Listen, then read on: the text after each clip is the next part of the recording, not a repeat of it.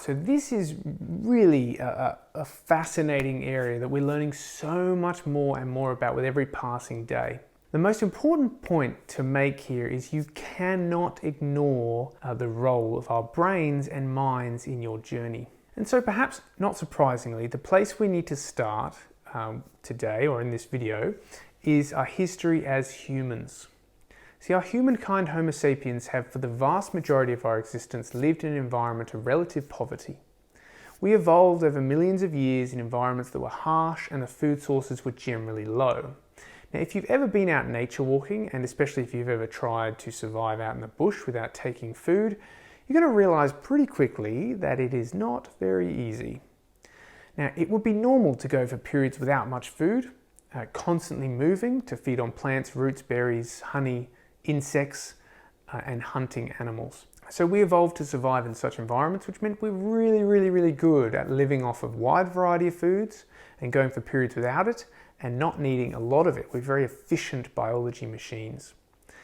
Then came the processed food revolution of the 1970s, where all of a sudden, the first time in history, high calorie, high sugar, high fat foods were everywhere, well within our reach in most places we went. So if our brains and bodies are wired to seek high-calorie food to survive, which served us brilliantly for hundreds of thousands of years, and then all of a sudden the environment suddenly changes where high-calorie food is everywhere, is it much of a surprise we are where we are? So the problem is fundamentally there is a mismatch between our biologies and our environments. And that's mediated through a variety of pathways like leptin, which is your hormone that makes you feel full. Now, some of us will crave more and retain more weight because you're used to storing energy for survival, and some scientists propose this is because you were the carers in the tribe, meaning you retained weight so you could survive, so you could keep looking after everyone else. Now, the problem is the food and other big industries, they know how to hack these certain regions of your brain and minds that I've mentioned, and they've been doing it for years. Your brain is already being hacked constantly, and in many ways we don't realize. When we look at the average food consumption over the last 40 years, it's very clear. We've increased the amount we eat by about 30% on average. We're eating about a third more than we were 40 years ago. Now, ads and marketing are obvious examples of the manipulation here, but there are a lot more subtle situations. Next time you go to the supermarket, you may notice a few things.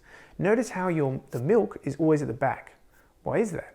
Because it's one of the most commonly consumed products, and hence more people have to go through the whole store to get there. And hence, they're going to buy more things, or at least be exposed to more things. Look at the confectionery, the checkouts, put in very strategic locations, or at the end of aisles, or at your eye level, or in the most obvious corridors that you walk directly into.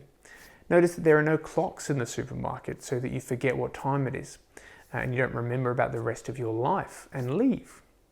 So these are just a few examples of techniques to get you mindlessly consuming more. Now, if you don't think you're susceptible to it, let me tell you now, you are. Everyone is. Their brain is. Now, what we can do about it though, is the first thing is, the whole point of this video is to be aware of it. Because if we're aware of it, then we can start having defenses in our own mind against it. And then we can actually learn to hack our own mind in other ways. So the other challenge for our success is that when we start to lose a bit of weight, our brain freaks out a little bit. I'm going to tell you that right now. You won't know it, but you'll just see it.